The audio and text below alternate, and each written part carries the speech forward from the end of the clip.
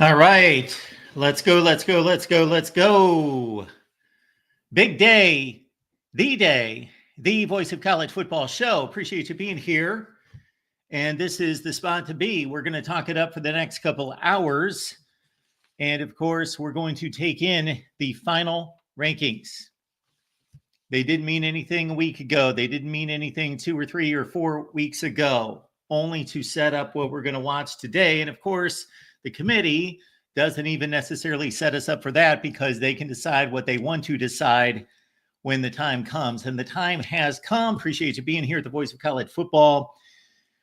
It's Christmas time. Please use the Amazon link when you do your shopping. Use the Amazon link that we provide.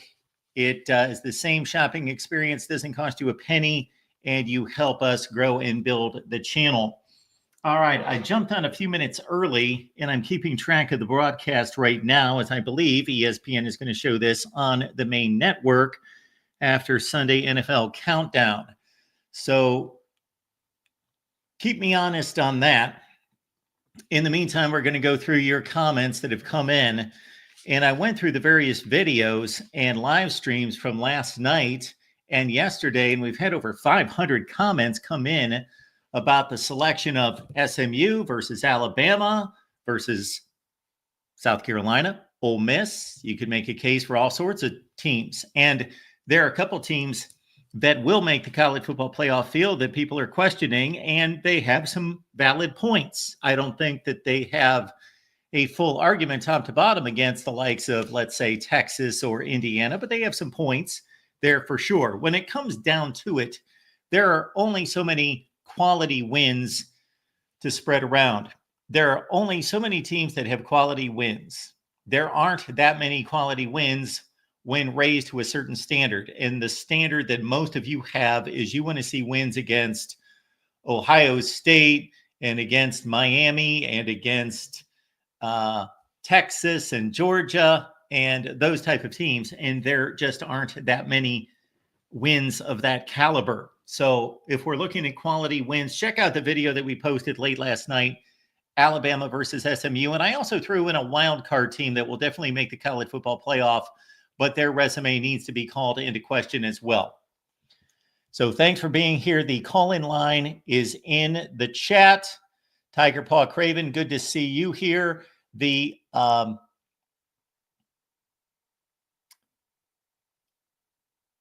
call-in line is in the chat as I'm reading all these various comments. Thank you. Good morning, everyone. What's up? What's up? What's up to everyone? Crying Belly and Martin and Dave and Alan, and I see you all. Good to have you here. But I want to get to some of these comments that have come in overnight before we get to the actual rankings, because, of course, these comments are going to be null and void in just a few minutes. But for right now, they're pretty interesting because people have good points. They've got not so good points. So here we have comments coming in.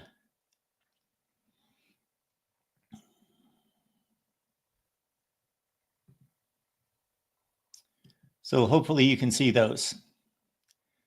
Sneaky Quick says, wins versus top 25 teams last week. Alabama 3-1, SMU 0-1. This week, Alabama 3-1, SMU 0-2. Ranked wins, are they valid? Well, of course, they're valid to a certain extent because the best teams in the country are ranked. However, once we get to the 15 range, there could be all sorts of teams that could be ranked or are not ranked. And you'll notice in my videos, I never go by ranked wins because, number one, I don't trust the rankings, whether those are the AP rankings or the College Football Playoff Committee rankings. I don't trust them. I don't trust their judgment. I think that there are teams 25 to 40 that are just as good as the bottom 5 to 10 teams in the rankings, generally.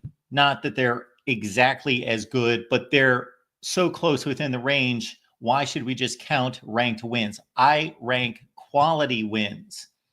All right, we've got Jim Wood at 51-12. I guess SMU is a top 12 team, even though they can't beat a top 20 team or any ranked team when they play them this year. Makes perfect sense to me. So some people making the argument that Alabama has quality wins and SMU does not. Other people making the argument that SMU does not lose to bad teams and Alabama does. Mike Johnson says it's not just about wins the committee looks at, it's also body of work, schedule, beating ranked teams, etc. Dark side, 12-team playoff, and there are still debates. In my opinion, strength of schedule has to play into it. SMU had, I believe, the 75th. It's up to number 60, actually. So the strength of schedule right now, according to what I checked last night after the games were played on Saturday, Bama, number 16. And then we've got SMU at 60. And if you want to throw in Indiana, even though there is no chance that they're not going to make the playoff, I made a comparison there. Indiana's at 68. So let's look at the strength of schedule. And of course, we can make all sorts of criticisms of the strength of schedule as well.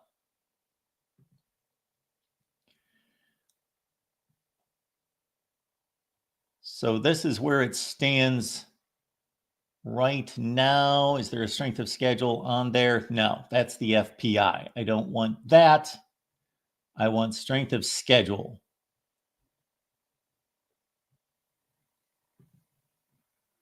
Here we go.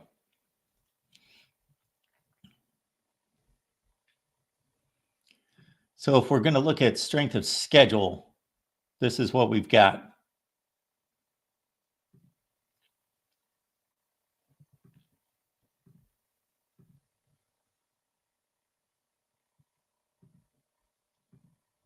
So that's strength of record. Strength of schedule.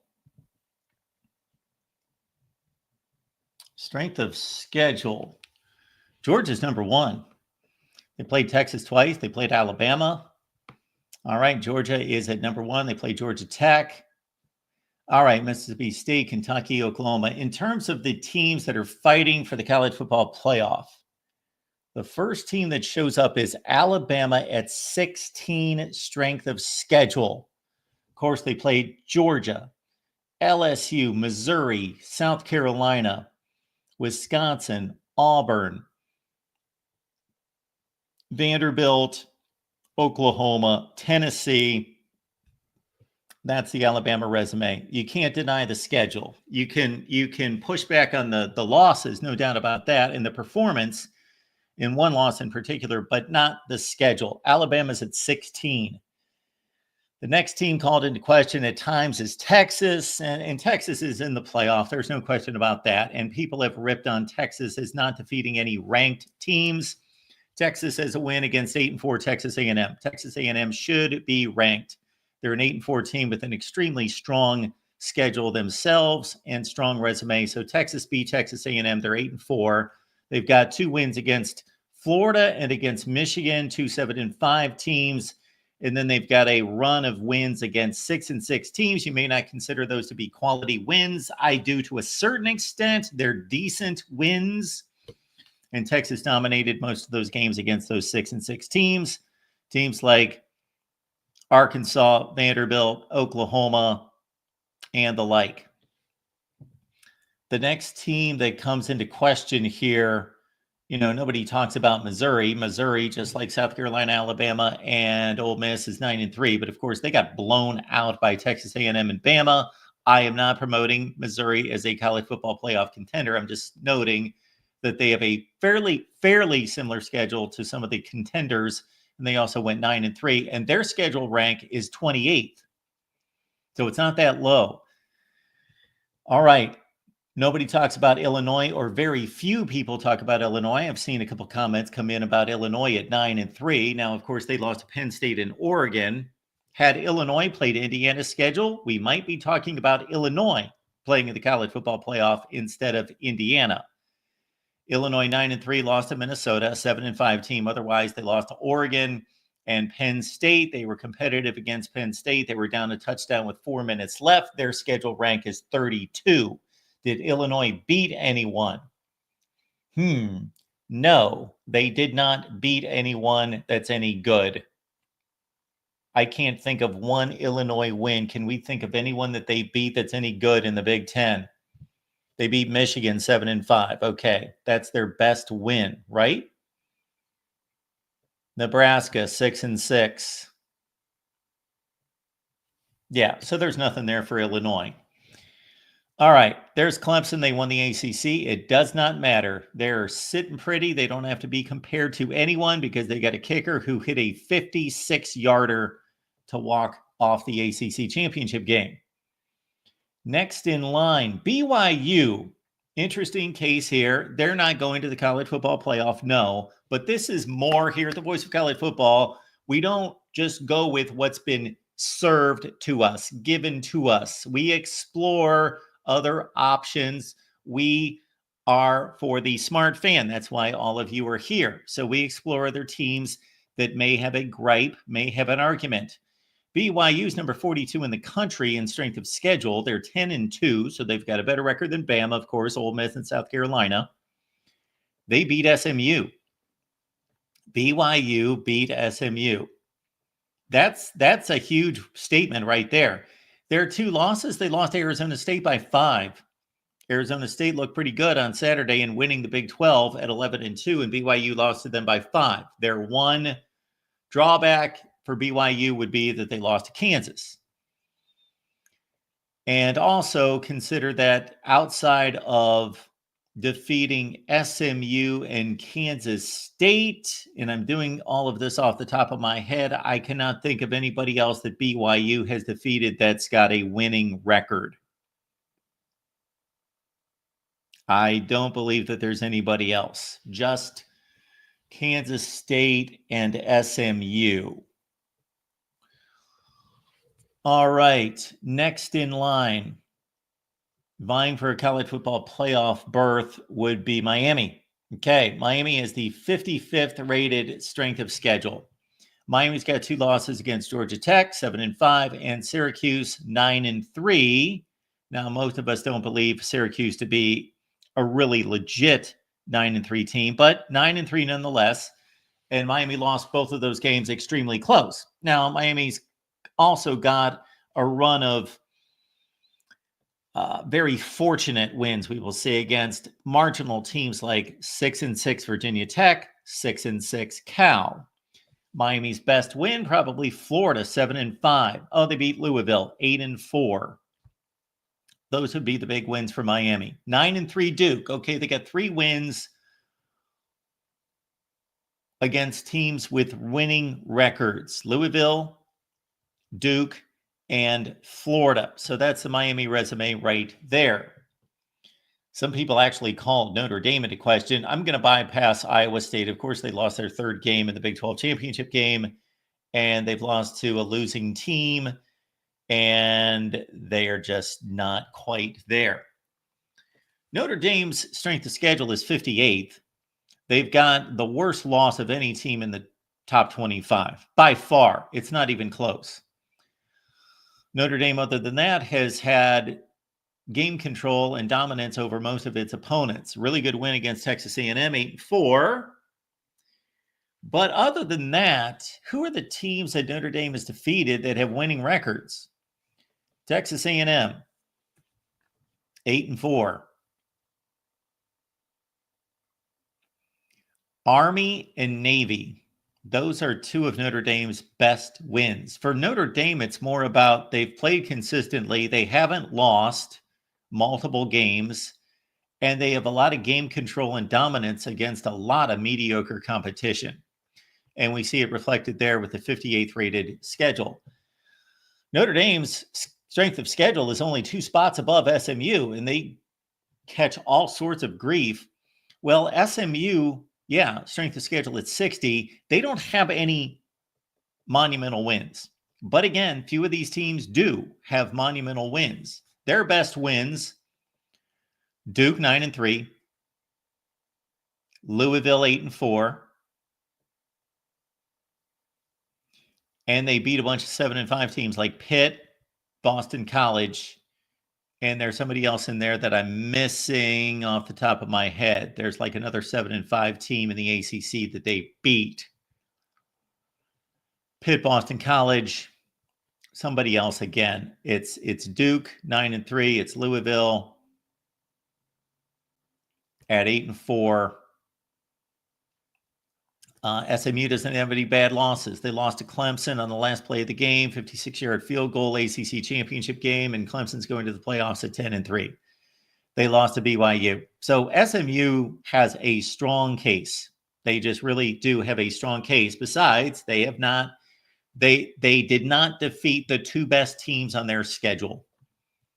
They didn't get it done against those two, but they didn't get blasted. They didn't even get controlled in the fourth quarter. They didn't even take a tie game and give up 2 touchdowns in the final 5 minutes. They took it down to the last play of the game. Arizona State's in. And then I'd like to get to Indiana. Indiana's strength of schedule sits at 68. And it seems ridiculous that a Big Ten team that's 11-1 would be left out of the playoffs, and they won't be. But let's just consider this. Indiana's best win is Michigan. Michigan 7-5. Did they bully Michigan? Did they beat them down? No, they beat them 20-15. They had 18 yards of offense in the second half. Yes, they had game control. They were dominant against all these other teams for the most part. But man, there has never been, and I challenge you to bring something to the forefront, never been a worse 11-1 resume in the history of college football, major power conference college football, than Indiana. 7-5 Michigan, best win by 5 points. 2 6-6 wins, Washington and Nebraska. Their other 8 wins were against teams with losing records, bad football teams. They had one time to shine. They lost to Ohio State by 23. Did they get annihilated? No. Did they take them to a 4-quarter game? No. It was something in between. They got controlled, dominated. They were clearly not in Ohio State's class on that day. So that's pretty much what it comes down to right there. Some interesting comparisons to consider. All right, the guys are on the air, Reese Davis and company, and we will see how long it takes for them to start to unveil the top 25. But in the meantime, we can take your calls, but just keep in mind that if I put you on a call and then they start to get down to the nitty gritty and get into these rankings, then we will go directly to them and read off the rankings all together. DeReal MVP, thank you so much for encouraging everyone to hit the like button. I know that you get in here, you get excited, you just want to talk college football and look at these rankings and debate me and debate people in the chat, but please hit the like button. It means a lot to the YouTube algorithm. The more likes there are, the more opportunity for this to get pushed out into the YouTube traffic. All right, let's take some calls. But again, I reserve the right to cut you off immediately if we're going to the rankings. Michael, how you doing today? Hey, Mark, I'm doing yourself. I am doing just fine. I hope you're having a great day. What was a great day in football yesterday? Yeah, a whole lot of fun. Yeah. Hey, I gotta ask you this though. Everybody was shocked with the world and stuff like that with Arizona State. But is it me or am I the only one that really thought Arizona State, even though they go back and forth at first, was actually had more game control than Iowa State did? The way he was dominating fast.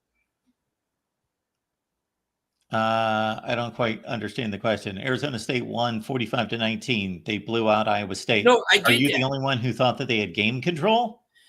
Yeah, even though they was going back and forth at first, but when they got that first stop on Iowa State, I think it was in midfield goal or they hold them on downs or something early in the game. Arizona State they were going back and forth scoring first. Yeah, they went back and forth. It was 7-0. It was 7-3. It was 10-7. Okay, it was 10-10.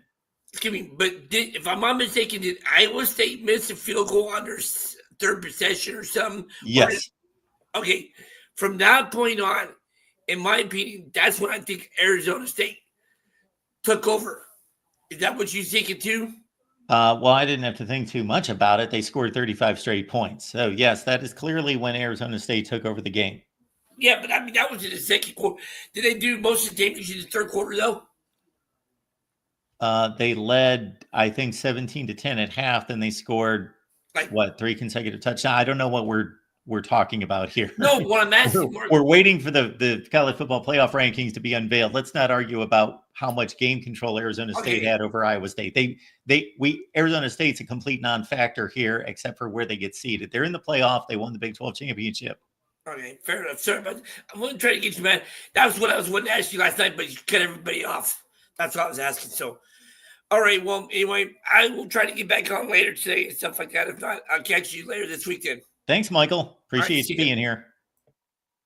All right, let's keep it rolling here. And again, I don't know when they're going to start this deal, but probably in the next 10 minutes or so.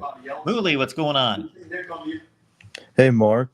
I'm watching the selection show. Really, really weird point that I saw Coach Saban make. He's saying that if strength of schedule is a determining factor, well, he said SMU shouldn't be penalized for losing in the conference game, but if it was such a factor, then maybe they shouldn't have been in the position to begin with, and maybe they should have been where they should have played their way into the playoffs. I thought that was interesting. He just said right now. I don't know. We've talked about strength of schedule and stuff. What are your thoughts on that? Well, my thoughts are that, of course, the strength of schedule should be a huge factor. Anybody who says that strength of schedule shouldn't be a factor, then we just line up the records and those teams go to the playoff. That's all we would do. Then it just comes down to Oregon's 12-0, 13-0. They go first, and then we go through all the one-loss teams and we stack them up, and then they go, and then we go through the two-loss teams and we stack them up. And then I guess we flip a coin among the two-loss teams, because if you don't go by the strength of schedule, and the strength of schedule is just a reflection on obviously how difficult the schedule is, but then you can evaluate the wins and the losses. Mm-hmm. Yeah, no, I agree. But then also, there's also the thing about you can only play who's in front of you and stuff too. And maybe if these schedules were better, like, how do I say it? Because I know like the conference schedules, the conference gives you the schedules, correct? Yes. Yeah. But then also, like, for example, let's take like the out of conference schedules. Some of these like series are made a few years in advance. Like I believe like for Bama, their home to home series with Wisconsin was made like 5 years in advance too. Yeah, just to comment to the guy that's writing in here, Whoa Nelly College Football Game, IU is in, why discuss them? Because we run a good show here. We go beyond the groupthink and what we are shoved down our throats, and we discuss anyone we believe that should be discussed. And I don't care if a team's number one ranked in the country. If I don't believe that their resume stacks up or that they're in question, then we're going to talk about them. So, yeah. Anyway, to get back to your question, yeah, the conference schedules are given to the teams, but we still have to evaluate the teams based on who they played. Like, it's not Indiana's fault that they played a bad schedule in the Big Ten, but we still have to evaluate them based on the teams that they played, and they played a lot of bad teams. So they dominated those teams for the most part, except Michigan. And they had a shot against Ohio State. They were given one game basically to show that they could play with a college football playoff team, and they couldn't. But the thing about Indiana for me is they generally did what they should. And there are certainly other college football playoff teams that lost by roughly 23 points to other college football playoff teams. So I don't want to damn them because they lost to Ohio State by 23. But they also had the opportunity to schedule out of conference. And your point is that when these teams schedule out of conference, They don't know how good these teams are going to be.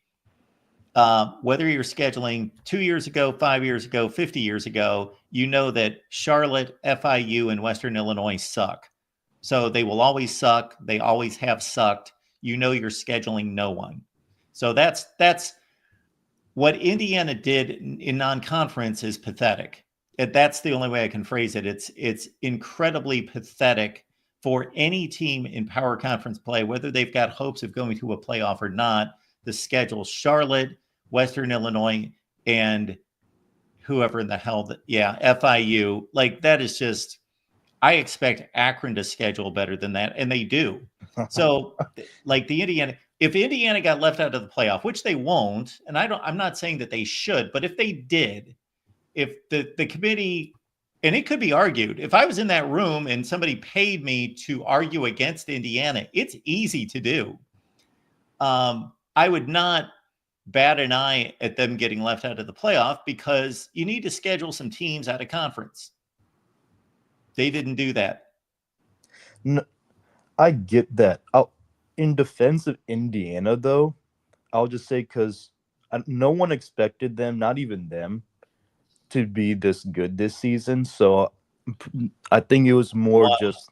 What's that have to do with anything? Then if they didn't expect to be this good, then we should just take them off the board and say you're not a serious competitive football program, so you shouldn't be considered for the play. If that's what they truly think of themselves, and I understand that Indiana has been a doormat in college football, and therefore they go out and schedule Charlotte and FIU so that they can just make a bowl game because their mindset is we just want to go 3-6 in the Big Ten and win 3 non-conference games to get to a bowl game to make a little extra money. So that's their mindset. But if you're going to have a loser's mindset, then you should probably be penalized to a certain extent. Now, they're only being penalized by being knocked back to like number 10 in the country. And again, I am not proposing that Indiana should be left out of the playoff, but I do think it's a discussion because their resume is, there are teams that are ranked 15 spots lower than Indiana that have better resumes than Indiana, that have better wins than it. Well, there are teams that are number 50 in the country that have better wins than Indiana. Northern Illinois has a better win than Indiana does. And that's fair. It's just pathetic that we only have 12 teams making a playoff out of 135, and one of them, the best team that they can beat, is a 7-5 team. That's their resume. Like, we should have a better sport than that. We should have better scheduling than that, than to have a team say our credibility is based on beating one 7-5 team out of 11 wins. That's that. Yeah. Like, listen to that statement. They won 11 games and they beat one 7-5 team. Mm-hmm. And that's their best win. Yep. No, I hear you on that. And that's what I've been arguing with people about Indiana, because there's such a huge variance between the team that they lost to versus the team that they beat. How do you even begin to assess Indiana's true strength because of that big variance? For me, this is how I decide. I think the Michigan team that has been playing these last couple of weeks is different than the one that lost to Illinois and lost to Washington. I believe if they played on a neutral site field right now, Michigan would win. That's personally how I feel. I think they're more of a top 30. I'm not going to say they're a top 25, but because their offense is really suspect. You believe Michigan would beat Indiana today? No, is that what you just said? I'm not saying they would beat Indiana. I'm just saying that I think Michigan is better than where they were when they had Tuttle at quarterback. Oh, at sure, that part of they are. I'm not debating you. Even if you would have said you think that Michigan would beat Indiana today, I have no idea. I would not surprise me. It wouldn't surprise me too. If The way somebody they, held a gun to my head, actually, I would think I would pick Michigan to beat Indiana. I yeah, wouldn't have a whole lot of confidence in it, but I think I would lean Michigan slightly. I mean, in all honesty, I haven't seen a defense completely shut out an offense in a half this season. When what Michigan did to Indiana in that second half, too. So I agree with you on that statement. And Michigan, even before the Ohio State game, just scored 50 points against Northwestern, which doesn't seem like a big deal, but Northwestern's not giving up 50 points against anybody else. Mm-hmm. Yeah, I think Davis Warren. They're not great, but he's good enough to at least get the offense rolling. Also, remember but against Oregon, they had a chance to get into one score, but then they did that really awful. They just kept switching out like Warren and Alex Orji when they were like right about to score. I don't know why they were doing that. They should have just kept Warren in there because the offense was flowing with him. But Yep. then they started doing that weird switch. Uh, they were competitive against Oregon as well. So, and that's also the thing because when we evaluate, because all I hear this week is Bama lost to two awful teams. Two awful teams. I think the Oklahoma loss is awful. Correct? Yes. But Not because it's against Oklahoma, but because it was 24-3. 3. Correct. But the Vandy loss, everyone's acting like Vandy's an awful team. I don't think Vandy's like that good of a team, but this is a team that went ahead and played a top 10 strength of schedule. And yes, while most of the good teams besides Bama, they ended up losing, they were competitive in a decent amount near the end because they weren't that competitive against Tennessee and another team. But I don't think they're a bad team. I don't think they're a bad team either. And not just to cut you off real quick, but if you look at it this way, Vandy's generally as good as anybody Indiana beat. Mm-hmm. Like Bama's one loss on a bad day, and they need to be held accountable for it, absolutely, and almost may miss the playoffs because of it. And I would have no issue if Bama misses the playoffs. I'm not going to be crying by any stretch. I think they're one of the 12 best teams, roughly one of the 12 best teams in the country, but I'm not going to be shedding a tear for Alabama because they had every opportunity. But yeah, that loss against Vandy is against a team that's as good as anybody that Indiana beat. Mm-hmm. Well, Generally. I was going in a different direction. There's still people making waves that it's like sacrilegious apparently that Bama is above Miami. And then they say, well, Georgia Tech kept it close with Georgia. Georgia Tech's a good team. Let me just say, the Georgia Tech team that beat Miami, Haynes King was injured and couldn't throw the ball. They had under 100. I think they had 99 total. They had to bring Philo in when they wanted to make passing plays, right? They were basically just running I on watched the Miami. whole game. Yeah, they played both quarterbacks, and Haynes King only threw a few passes, and they were just dump offs and screens. Yeah, Right. This isn't the same team this wasn't the same guy who threw for 300 yards against Georgia.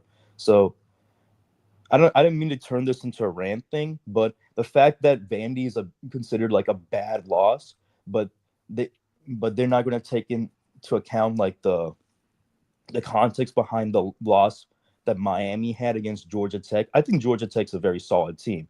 They, you know, they, with Haynes King getting injured, I don't think they would have lost to Virginia, perhaps. And I think they are a very capable team. I think at their best, they are they're like a noticeably better team than Vandy.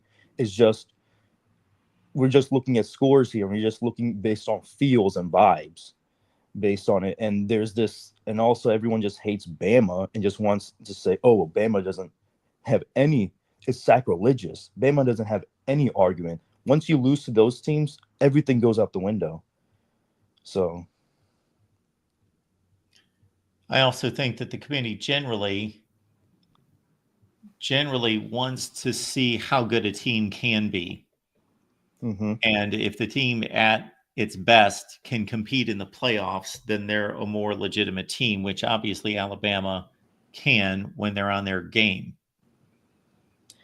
Yeah, and that's also what scares me about Bama is Bama on the road is a much different team than Bama at home, and also, well, right before I'll also mention right before they start doing these rankings, uh, Bama in terms of strength of record. If you look at the rankings last week, they basically followed the strength of record of that for ESPN.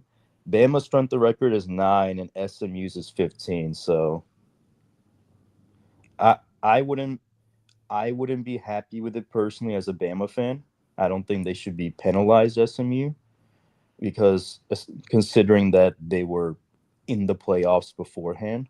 But I'm just throwing that out. Take that information what you want. So while I slightly lean Alabama, once you put Alabama into this mix, it's difficult for me to separate them over Ole Miss. And of course, they beat South Carolina head to head. If they had not played South Carolina and the rest of their resume was what it was, and South Carolina's is what it is, I would say South Carolina has a better resume than Bama. Again, though, I can't get past the head to head, and I think that needs to be honored. Unfortunately, Ole Miss and Alabama didn't play. Ole Miss has looked like a better team start to finish to me than Alabama. Uh, nobody has made Ole Miss look foolish. Mm-hmm. They don't have any horrible losses. They just don't have as many good wins as Bama. And SMU. Just going by what the committee is saying about SMU and this conference championship game, and they were number 8 going into the conference championship game. So I do not believe, based on the committee's own logic, that they should be knocked out of the playoff. Right, like because But it then looks like we're at it right now, Muley. So appreciate you calling, man. right. Thank you, Mark. You too. All right, let's run it down here. I was wondering how ESPN was going to set this up to not confuse some fringe college football fans concerning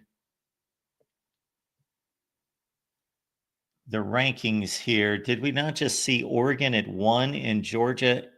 I missed that. Now we're on to a resume comparison of Boise State, Arizona State, and Clemson.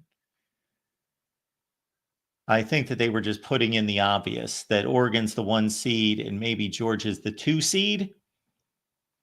But in a comparison of Clemson, Arizona State, and Boise State, to determine again, the other portion of this argument is not just who's going to make the playoff at the back end, is of course who's going to receive these first round buys.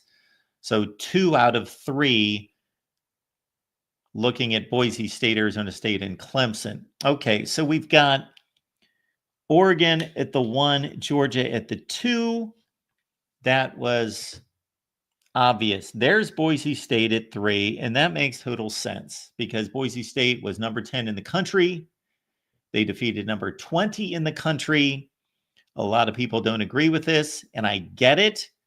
Did Arizona State play top to bottom a better schedule than Boise State? Yes, they did. Did Clemson play a better schedule than Boise State top to bottom? Yes, they did.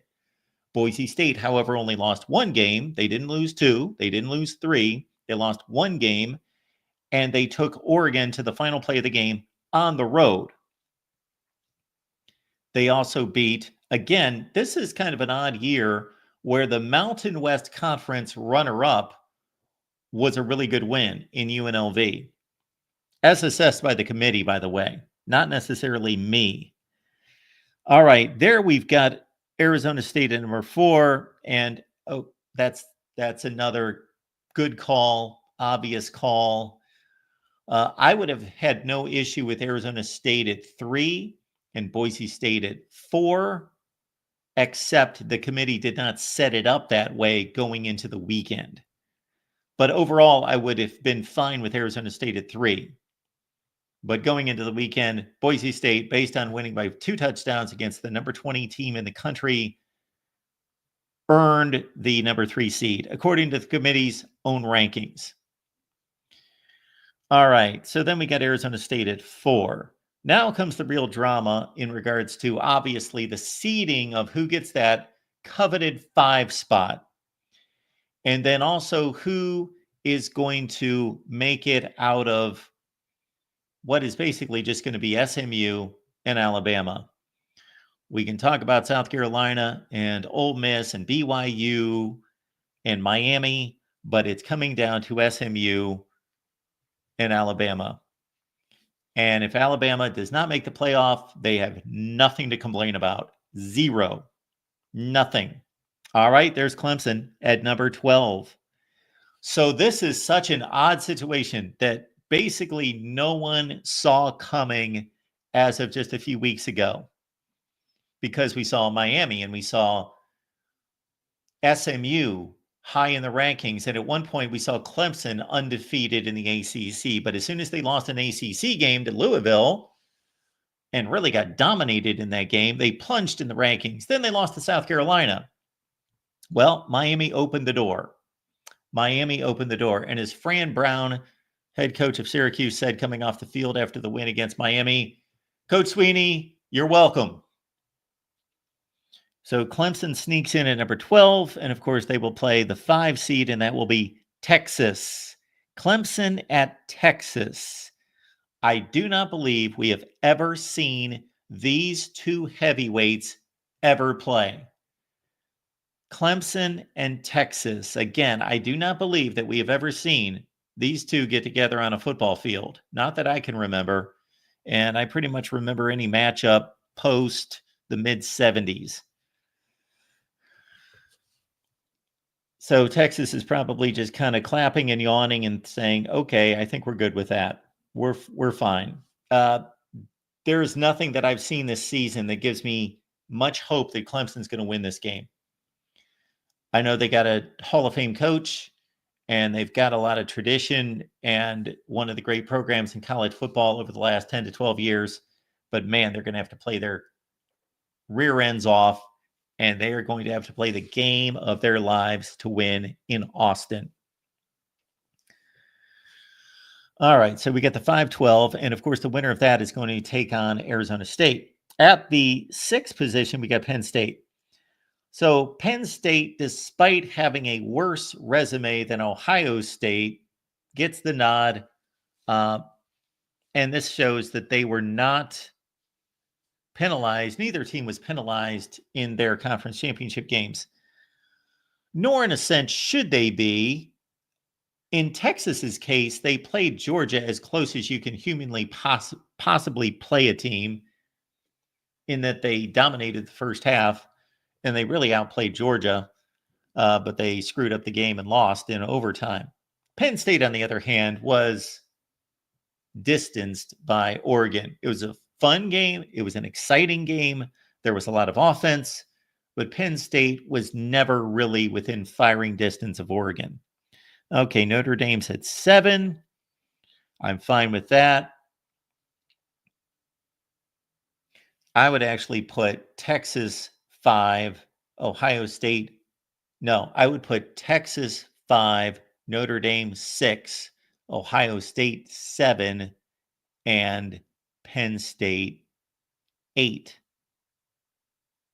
is how it should go, based on logic. So this isn't always logical, what this committee puts together. So I believe we are expecting, who am I missing? There's somebody else in the, no, Notre Dame's at 7. So we're now expecting Ohio State at 8 and Tennessee at 9, I believe. Yeah, so there's Ohio State. They're going to have a home game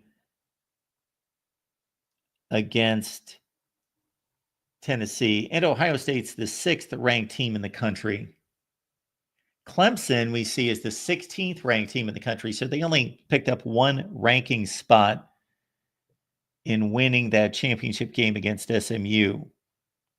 So as we follow along with these rankings, the rankings, Oregon 1, Georgia 2, Texas 3, Penn State 4, Notre Dame 5, Ohio State 6.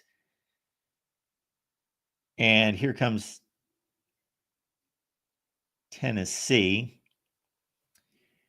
And so it's Tennessee 9, Indiana 10, SMU 11. That's what I'm expecting to see. There's Tennessee going to Columbus. The last time Ohio State and Tennessee played would have been in the 1995 Citrus Bowl. Peyton Manning, Tennessee won 20-14. Clemson and Texas, yeah, I do not remember them ever playing a game. I'll have to go to Wikipedia on that one.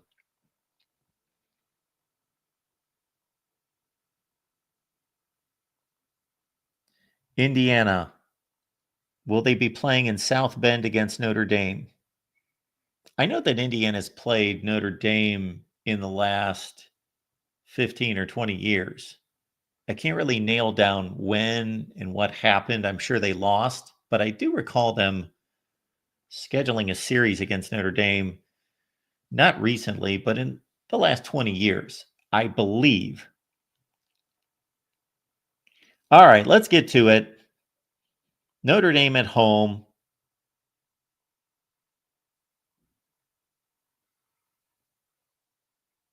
Come on, give us the 10. Is anybody in front of me in the chat? Maybe 5 to 10 seconds.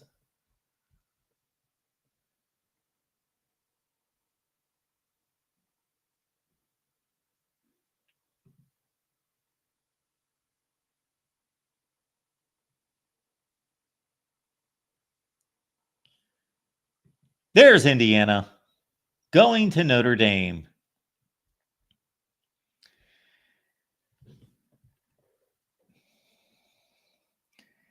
So the committee avoided, and this was not difficult, but they did avoid rematches or conference matchups in the first round. You know, there were all sorts of formats and models and projections that have come down in the last couple of weeks that had Tennessee against Georgia, Ohio State, Penn State, Ohio State, Indiana. So we avoided that. All right, this is the final spot, and there it goes. They're going to give you the big buildup here. Schedule strength goes to Bama 16 versus 60, but the strength of record is closer at 9 versus 15. Wins versus teams over 500. They're somewhat equal, 5-1 versus 5-2. But again, the SMU, Louisville, Duke, Pitt, TCU versus Georgia, South Carolina, LSU, Missouri. The wins aren't even close, but SMU is going to be selected, I believe. There is no way that they dropped from 8 to 12, losing on the last play of the ACC championship game. They just didn't. And in the real world, Bama's resume should have been boosted by the Georgia win against Texas, but the committee tells us that it was not.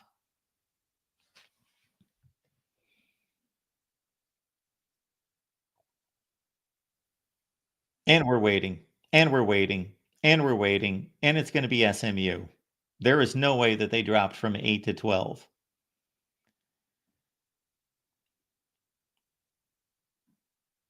There it is. Alabama, ladies and gentlemen, has missed the 2024 college football playoff. And maybe some other teams that we thought might be there in the preseason, like Ole Miss, like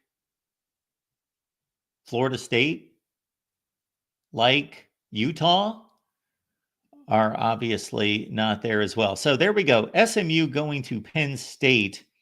I don't remember any matchups between those two schools. There was some overlap in 1982 when Penn State won the national championship with one loss, and SMU went 11-0-1 and won some certain oddball type of national championship rankings, but they finished number 2 that season. All right. The Brain Trust is getting together. Meanwhile, we'll take your calls now. Let's get to it. Since we know the field of 12, welcome into the Voice of College Football, the real MVP. Wow, what a disappointing day for ESPN, Mark. I'm not sure if you saw my chat, but Brett McMurphy leaked that SMU was going to be in the playoffs before the announcement was made. So a complete disappointing day for ESPN. There was literally no drama at all for most people. Yeah, well, I don't know how many people are following Brett McMurphy necessarily, but hardcore people are. I don't, but he's got his 150,000 people following him on Twitter. But of Well, course, it's not that once that gets out, sure, it goes all over the place. But it got out there how far in advance? 20, 30. I put it in the chat like what, half an hour ago, I'd say. Yeah. Shortly after the show started. Like, I can find it out right now to be exact to give you a more Well, accurate time frame, but well, I'm not that caring of that. It doesn't matter to me. But in terms of who made the field, the committee gave us enough clues with talking about these championship games not being evaluated like the other games, and with Alabama's resume, along with everybody else who did not play, their resume being frozen. They would normally get a boost with Georgia now suddenly being the SEC champion with another top 3 win in the country. That should boost Alabama's resume. But according to the committee, they were freezing resumes, which is inane and stupid. I Doesn't make any completely sense. agree. And now I've got to address all the haters, Mark, all the people saying SEC down bad, SEC trash, Mark. For this bracket, the goal is to win the national championship. SEC, Mark's got the golden ticket to the national championship game. We can put in pen, in my opinion, Georgia to the national championship game right now. Their bracket, their entire bracket consists of Boise State, Notre Dame, Indiana, Penn State, SMU. So Those teams do you think can beat Georgia? Okay. So again, Georgia's going to play who in the second round? Winner of Indiana, Notre Dame.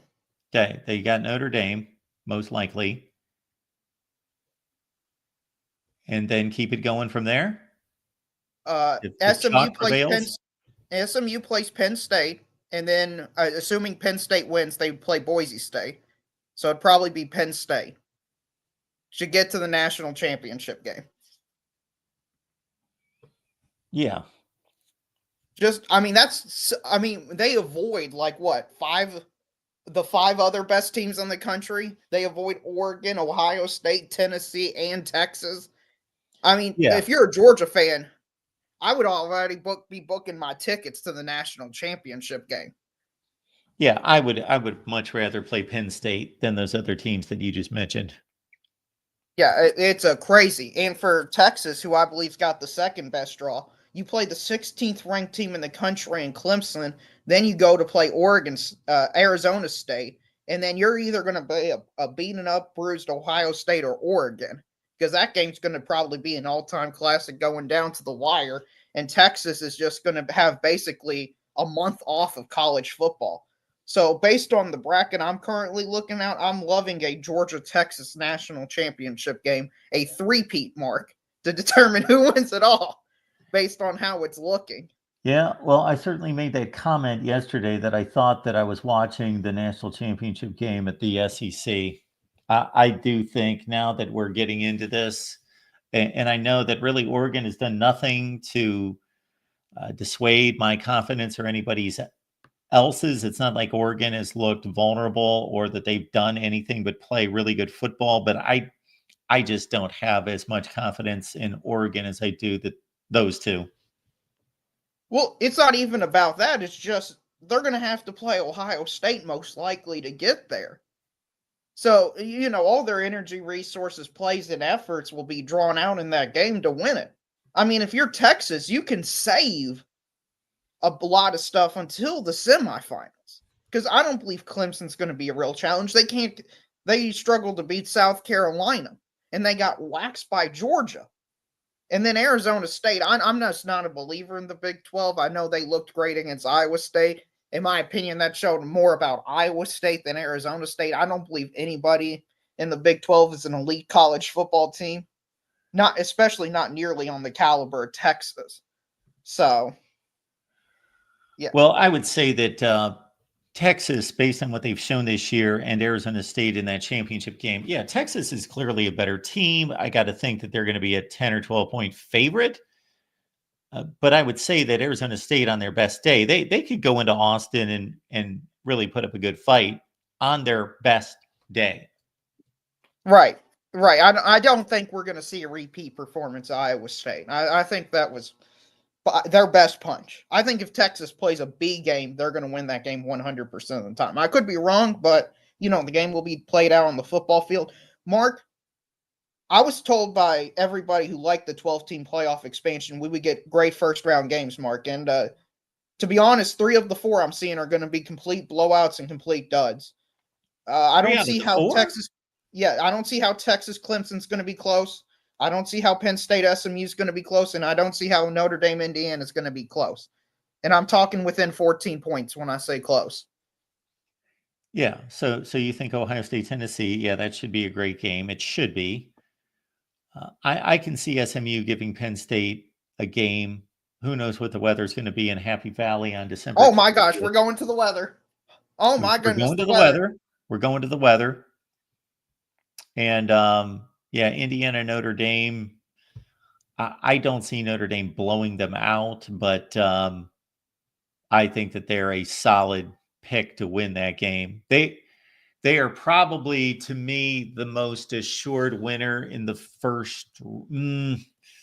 It's close. It's close. I do have a high confidence rate with Penn State and with Texas. I would say Texas is my most assured first round winner, followed by Notre Dame, then Penn State, then whoever I pick in the other game. Right. And then your second, even the second round games, Mark, I'm sorry, but Penn State, Boise State, blowout. Texas, Arizona State, blowout. Georgia, Notre Dame. Georgia probably is going to blow out Notre Dame. We could get 2 or 3. I mean, this bracket, the way it just shaped, out of all the weeks, this is probably the worst bracket we have in terms of competitive matchups and balance. You think Georgia's going to blow out Notre Dame? I think they're going to control. I don't think it'll be like a complete 31-3 blowout, but I think Georgia's going to clearly show that they're the better football team. They're going to be up like 10, 14 points the whole game. Notre Dame may score a garbage time touchdown. Notre Dame hasn't beaten anyone worth anything all year, and they have by far the absolute worst loss. They've gotten fat on empty calories. Their best win is against what? Louisville? Texas A&M. Okay, an 8-4 Texas A&M team. Yeah, a team their best win. Yeah, maybe what, the 8th, 9th best team in the SEC? An average SEC team's their best win. And Georgia just won the conference where Notre Dame got their best win in. So for you, is this a matter of better teams got left out, or there just aren't better teams and it should be a smaller field? It's a combination of both, but mainly the first part. There's just not enough good teams. There's not enough high-quality teams for this to be selected. I know Reese Davis, I'm not sure if you heard his spiel in the during the rankings release, but he was like, we don't need to have seeding based on auto conference bid. And I think that would fix some of the issue, but you're still going to run into the fact that teams are going to get this is an inequitable bracket. You're not going to ever get rid of that. But this year is really bad, in my opinion. Would you feel better if, and I'm guessing you're targeting Arizona State, Boise State, and Clemson, and SMU. You're targeting those 4 teams, most of all. Yes. If we replace those teams, you would replace them with who? Alabama, Ole Miss, South Carolina, and you can keep Clemson. Okay.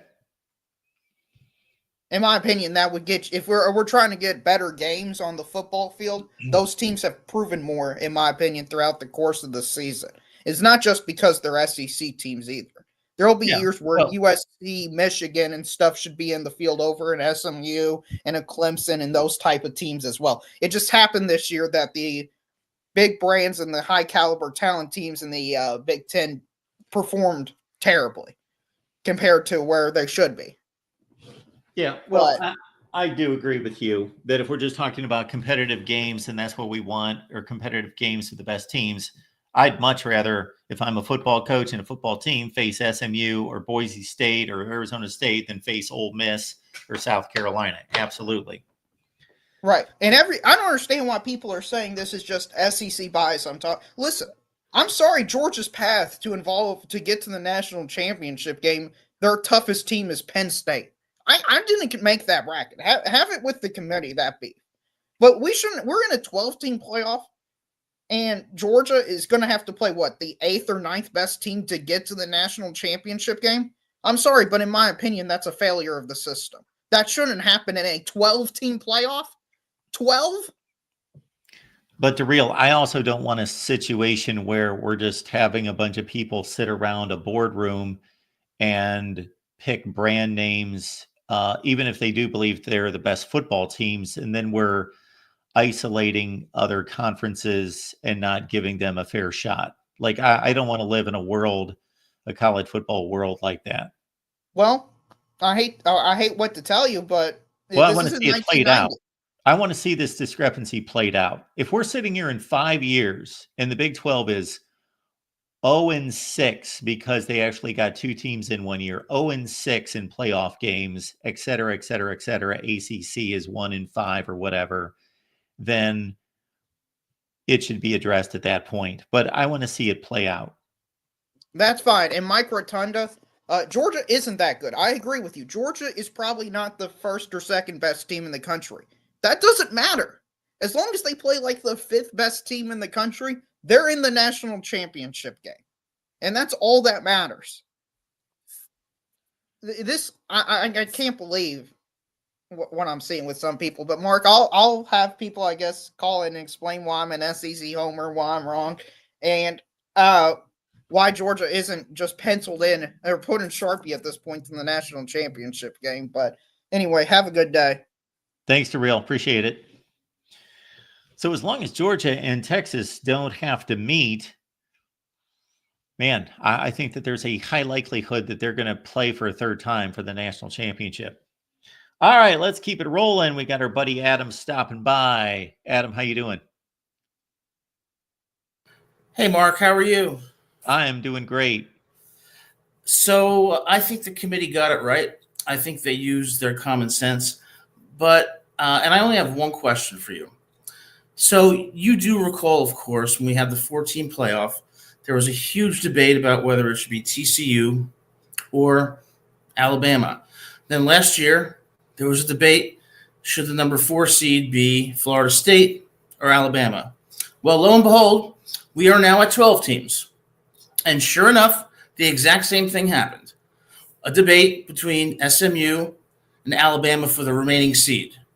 So what I told you when we had the 14 playoff was that there should be a playing game for the final spot. That would solve the problem because it's going to continue, and this is evidence, Exhibit A, that it will in fact continue no matter how many teams you have. So would you be willing to revisit my idea that let's have SMU and Alabama play each other, and then we will have our last seed and settle the debate so that it doesn't occur like it did in the 14 playoff or occur in the future in the 12-team playoff? We unfortunately cannot assure that one of those 2 teams did not have to play a conference championship game. And we cannot assume going into the conference championship game how they will have performed. So this is what it came down to this year after Saturday's play. But if SMU had lost that game 49-0, I don't know that we would be sitting here discussing the qualifications of SMU versus Alabama, and then forcing that team to play a play-in game in addition to then getting into a 4-game stretch after that. I think it's just requiring way too much. It may be requiring way too much, but that's the price that these teams on the bubble are going to have to play. Just like, in other college sports where in the finals you have to win 2 of 3 if you have 1 loss, for example, in a double elimination tournament. But this will settle the debate because 50% of people want SMU, 50% want Alabama, Florida State, Alabama, TCU. It's never going to stop. So I think that there should be the committee should have the discretion in appropriate years based on relevant exigencies to exercise that option to avoid what has happened today and what has happened in years past. Just my thought. Is this something that would have been determined weeks ago that we would know is coming, or would the committee, in addition to unveiling these rankings, say we have a tie for the 11th position, and this being an odd year, Clemson is the 12, but they've got an automatic berth. SMU and Bama are tied for number 11. Therefore, they are going to have to play a game, and they're going to play it next Sunday. Yes, because it will not only reduce the level of controversy and increase the credibility of the rankings, it will also avoid looking at all these contradictory data points that people cherry pick to support particular narratives, like strength of schedule, quality of wins, quality of losses, etc. Let's get out of the weeds and just say we'll settle it on the field. That would be my solution, and I would give them the equitable discretion to do so as the circumstances so warrant. So thanks for listening to my argument. I appreciate it. Thanks, Adam. Appreciate you being here. Great.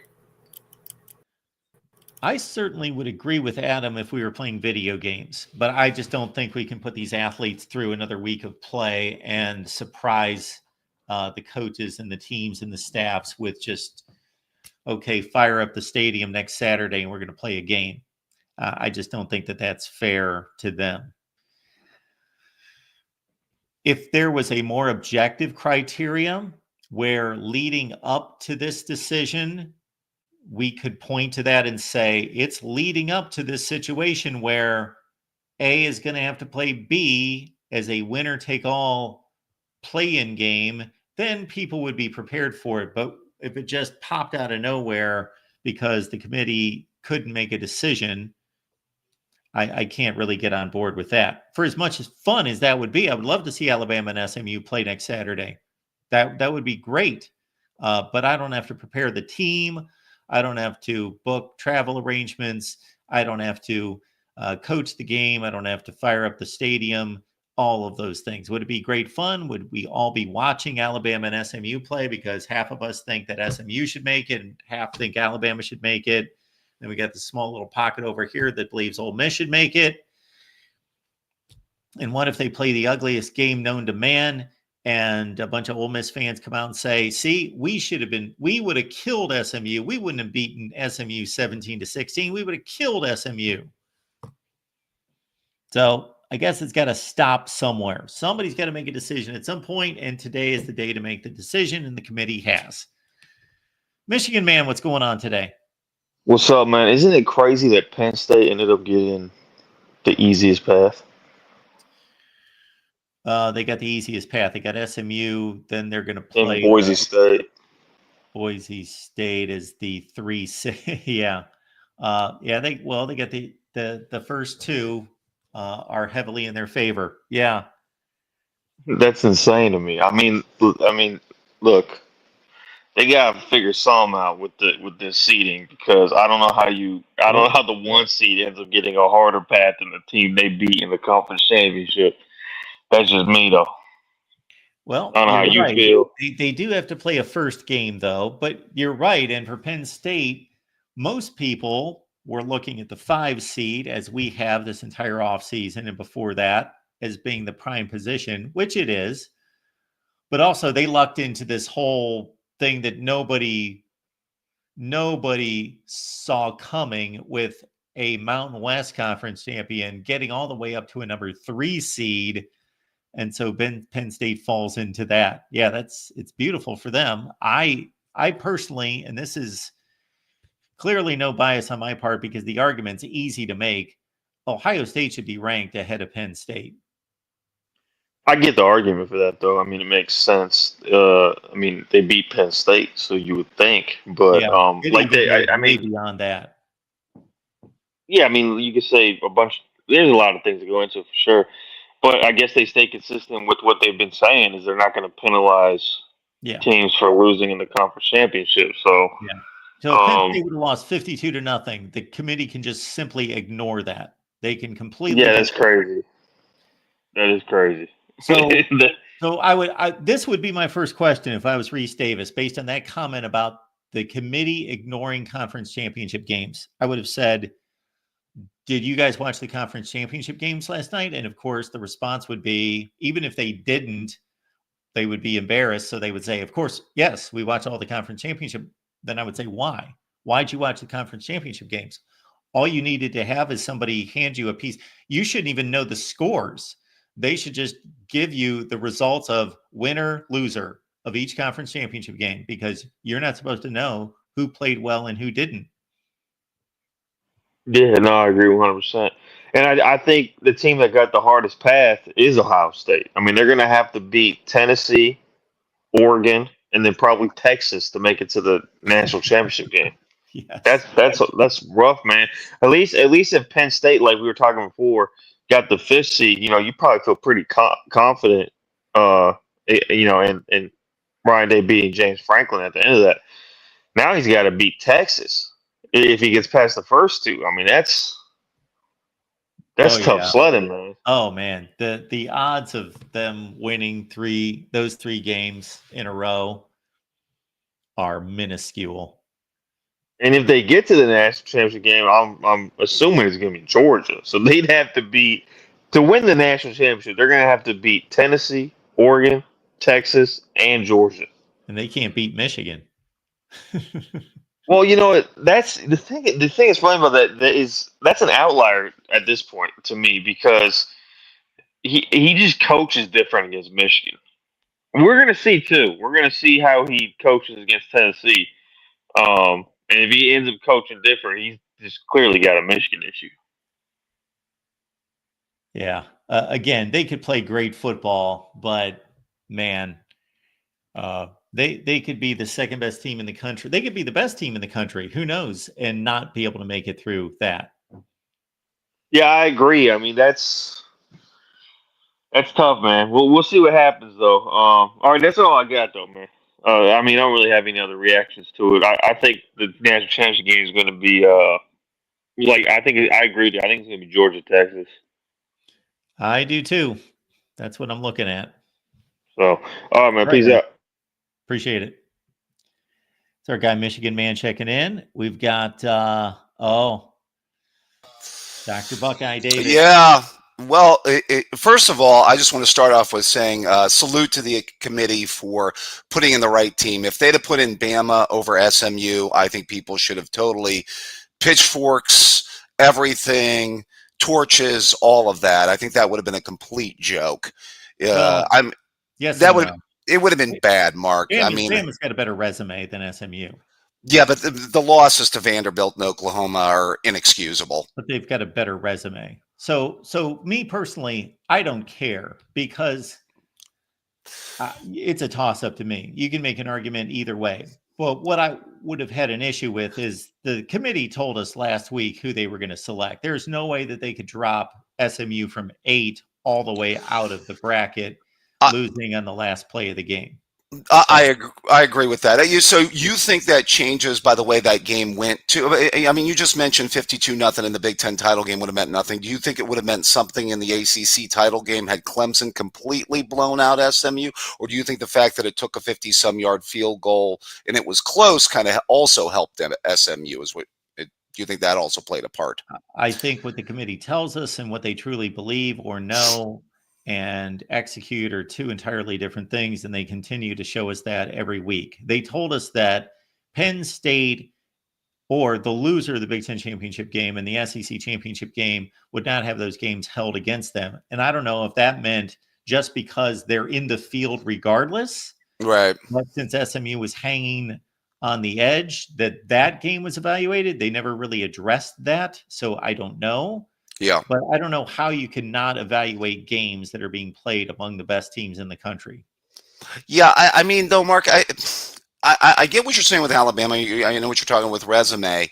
I just think, I mean, those Vanderbilt and Oklahoma losses are just not good. I think the Oklahoma loss was kind of the straw that broke the, for them. I mean, SMU beat Duke in like 4 overtimes. That's their best win. Congratulations. I hear you. And Alabama has the win over Georgia. I get all of that. But Georgia, South Carolina, LSU, Missouri are all better wins than anything SMU has. right. But I also think that there was a thing where maybe Alabama was a little bit on the decline by the end of the year, with that loss to Oklahoma too, and maybe not playing their best football. Well, I've never heard the committee say that they take that into consideration. Maybe they do. I haven't listened to them since I've been doing this. I listen to them far less than I used to. But I just think SMU deserves to be in. Yeah. So. Oh, I do too. I think they earned it. Absolutely. I think Alabama's better and they have a bit. Well, I don't know who's better. I don't know who a better team is. I think Alabama has a better resume, but SMU earned it on the field, getting to a conference championship game and playing down to the last second. And they had a great second half. Yeah. The other thing that I would say too, Mark, just getting into the 5, 6, 7, 8 seeds here. Bottom line, and I didn't get a chance to talk to you about the title game. I do wonder if Penn State did get a little bit. I know you said maybe it wouldn't have mattered if it was 52-0. I do wonder if Penn State benefited from that game being as close as it was. I mean, maybe it kind of helped them a little bit that it was, a competitive football game, and that they could say, hey, our 2 losses were, 1 possession games to, the best team and, a top 10 team. So, but there's just not a lot of meat on Penn State's bone. I mean, if they're carrying with them Illinois as their best win of the year, listen, I kind of get, I just want to say from an Ohio State perspective, I kind of get it. And I want to say, I'm not going to try and sound like a homer here, because I think in a way, you want to, I maybe think the committee wants to punish Ohio State for what happened last week. And in some ways, rightfully so. I just want to say that, rightfully so. But what you just said a second ago, these 2 teams played, and Ohio State played them on their field and beat them by a touchdown in a game that we both agreed was maybe really even not that close. Here are the 3 points of why Ohio State should be ranked ahead of Penn State. And this, whether anyone wants to believe this or not, I don't care, has nothing to do with my fandom. I would be making the same argument as I make arguments back and forth between all these teams, depending on however I see it. But number 1, you just made the first point. Ohio State wins on the road in Happy Valley by a touchdown. They have the clear yardage advantage by 110 to 50 yards, whatever it was, something in that range. They were going in for another touchdown, et cetera, et cetera. If you watch the game, Ohio State was decidedly the better team. Mm-hmm. Point number 2, Ohio State went to Autzen. They came within, whether you want to say it's a field goal, it's a second, it's yardage. They slide the ball and they call a timeout a second late, and they could kick the game-winning field goal at Oregon. What Penn State did last night was a competitive game. It was a nice game, but was Oregon ever really threatened in that game? No, it was constantly 21-10, 31-24. They were constantly a score to 2 scores, about 45-30. I don't know, Mark. I didn't talk to you about that game afterwards. I actually thought Penn State had a real legit chance to go down and score. Aller had a fairly hot hand, and they were running the ball through their defense really well. They ran the ball down their throat. Yeah. I mean, if doing more. Right. If Koltanicki doesn't get a brain fart right there and run the ball on 2nd and 1, that drive would have continued. They had 2 timeouts with 2 minutes left. They could have done some business against that Oregon defense, which they were doing the entire night. But they were doing business. They didn't score 37 points by accident. I understand that it was a competitive game, but Penn State never had the lead. They never tied. They never nothing. I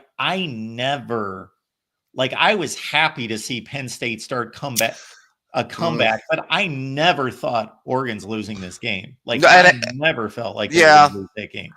I guess I could say maybe because James Franklin's on the sideline. I always thought Penn State was going to lose if you want to throw that card into the middle of the table. But I thought when it was 31-24 after Penn State had weathered 28-10 and they got the ball to start the second half. And by the way, Warren comes up with that catch 90% of the time down the middle of the field. That could have been a different game. That game was I think it's more competitive than you're giving it credit for, Mark. I think that if Ohio State's proximity to Oregon was a 9.5 out of 10, Penn State's was more like a 7. Okay. They, Okay. they were behind the whole game. They were usually behind by 2 scores. I just never thought that they were going to. I was hoping, I was actually rooting for Penn State, even though I picked Oregon to cover. And Right. thought that Yeah. was a rather I should. I easy guess I bet should. to make. No, I took Oregon minus the 3.5. I shouldn't complain either. So Yeah. So I get your just point. saying that I'm not discrediting Penn State's effort. It was a good football game. It was competitive. They played well, but they did not play as close to Oregon as Ohio State did by any stretch. That's not even debatable. Yeah. It's not even No, I would close. agree with that. And they also didn't go to Autzen Stadium to do it. That's fair. That's So fair. that's point number 2. Okay. Point number 3 is that Ohio State had to play the other best team in the conference, and they beat them by 23 points. And Penn State Right. doesn't have any win, anything close to that. Ohio State should be ranked ahead of Penn State. They just flat out have a better resume. You know what? Somebody must be smiling on Franklin. You know what I mean? Seriously, they benefited. Really, Penn State benefited from a weak schedule this year, Mark. If you stop to break it down, because they didn't have to play the team up north, they didn't have to play Oregon, they didn't have to play Indiana. And although who knew Indiana was going to be Indiana, to be fair, but still, they didn't have to play them. You know. Really, nobody in non-conference that was great. Unless you want to say going to Morgantown, but yeah, I mean I agree. They have a great path to the semis. They have a really good path to the semis. Which I mean, you ask any Penn State fan, hey, if we can get to the semis, we never got to a 14 playoff before under Franklin. This is our best, path to a 14 playoff. So. I do want to say this. What did you feel about Notre Dame at the 7 and Texas at the 5, though? Or do you think that's right? Or because Texas doesn't really have much to show for their season, and we talked about Notre Dame's, lack of maybe some meat on the bone there too. Well, I think Texas has a better resume than Notre Dame. I think that they should be the 5. Okay. I would go Texas, Notre Dame, Ohio State, Penn State, Tennessee. The other factor here, Mark, is maybe the committee didn't come out and say this. I don't think they wanted to give Ohio State the 7 because obviously what they didn't want to see that Ohio State Indiana rematch is the big thing. Let's just say what it is. They had no appetite to see an Ohio. Now, I thought that there was a chance they could move Clemson to a 10 seed and maybe do a 7-10 Ohio State versus Clemson. Could have been plausible, although that's a playoff game. Maybe we've seen a few too many times. Who knows? But I don't know. But that would have been a plausible type situation. I mean, I get the fact that they want to give Ohio State a tough path. And if you say you want to punish them for what happened last week, I get it. And I'm not going to run away from that as being the fact that maybe they weighed into consideration. What do you think? Is that maybe kind of a way of saying it, that we're going to give you the toughest path based on what happened last week? I hope that had nothing to do with it. If that had something to do with it, I think that is negligence, and you talk about a fireable offense. I think that they all should be dismissed of their duties if they're overtly punishing teams. It should just be another, that 7-5 Michigan loss should just be thrown right into the laundry with Notre Dame losing to Northern Illinois, which is a much, much, much, much, much, much, much, much worse loss, or Alabama losing to Oklahoma and Vandy, which are worse, slightly worse losses, and by 24-3, a much worse loss. So I hope it was just evaluated like everything else. I hope so, but they screwed up. I think so. I mean, maybe from my own perspective, I'm kind of saying, in knowing the importance of the game, like I talked about with you last week, maybe they deserve this kind of punishment. I'm just, I got to be real with you. But then I think about it. Ohio State legitimately beat a top 5 or 6 team by a touchdown, and I think a fairly decisive win on their field, and then handled a top 10 team on their own field by basically 3 scores. So, I mean, you tell me how that, may not deserve a little bit better than what it's been given. Yeah. Well, if we don't stop this discussion, David, I'm sure tons of people are going to call us Okay. whiny Ohio State fans, but it's obvious. No, I agree. Anybody with half a brain can digest what we are talking about. But that's fine. That's what they're going to have to do. Mhm. It's going to be the most difficult path to win a national championship ever. Right. Pretty much anybody who wins it, even Oregon with a bye, they have to beat Ohio State, Texas, Georgia in a row. Yeah. That would be the toughest path as well. So that's what this is for. Somebody's going to win the national championship. So they're going to have to get through a lot of good football teams. But if it's Penn State, they're going to have to get through slightly lesser football teams or significantly lesser football teams the first two times around. But I won't be surprised if Penn State loses one of those two games. I got to say something too. Yeah, I agree. Although I think Penn State's path to the semis, they're never going to have a better path to the semis than they've got right now. I do want to say something about Texas, by the way. I think Texas, that Arizona State game, maybe I shouldn't buy that the Clemson game is going to be tricky for them. Although I don't know, I've not seen much of this Texas offense to me, and it's not just against Georgia, has been very inconsistent the entire year and has not looked nearly as explosive as I thought it would be with Ewers at quarterback. And although I think they should handle Clemson at home, they've got no reason not to handle Clemson fairly easily at home. But I do think the Arizona State game would be tricky. I could see that game being very, not just a lay down game for Texas. I agree. If that Arizona State team that showed up at the Big 12 championship game, and they've given us indication, they just keep getting hotter and hotter and hotter and better. And Kenny Dillingham, he's going to go in there with no fear, and they're going to lay it all on the line, and they're going to feel no pressure, you would think. That, I think they can be dangerous. And Arizona State can run the football so that, they have a legitimate chance. We think they can. Well, can they play Texas? Yeah, running against Texas's defense might be a different deal, right? Iowa State was like 98th in the country going into that game against the run. Yeah, Saban did a really good breakdown on College Game Day about how Iowa State has kind of been exposed against the run this year, yesterday on Game Day, pardon me. I will say, you're right. And first of all, I think in the first round, Ohio State drew as tough a matchup as they're going to get. I mean, the bottom line is I've seen better Ohio State offensive lines struggle against SEC defensive lines. I mean, Tennessee can run the football. I will say Tennessee's offense doesn't, if Ohio State can just contain the run, Nico in that passing game has not yet to impress me this entire year. But, I still think it's a passing team that threatens Ohio State's defense a little bit more than a running team does, in my view. But the defensive line versus Ohio State's offensive line is the game right there. Yeah, that's scary to think about. Mm-hmm. Anyone who wants Ryan Day out, they might as well not put up with 2 or 3 weeks of misery. Just have Tennessee win the game, and that might be the end. Hey, Mark, remember 2000, how it ended for, lost at home, South Carolina in the bowl game to an SEC team? Yeah. I remember it well. I don't want to say deja vu. Well, I mean, listen, this team put themselves, I think, to a degree in their own position, and I'm not going to run away from that as a fan, like I said. But if you look strictly at the record and what they accomplished as far as wins goes, you can also make the case they deserve a lot better than this. Oh, they do. They do.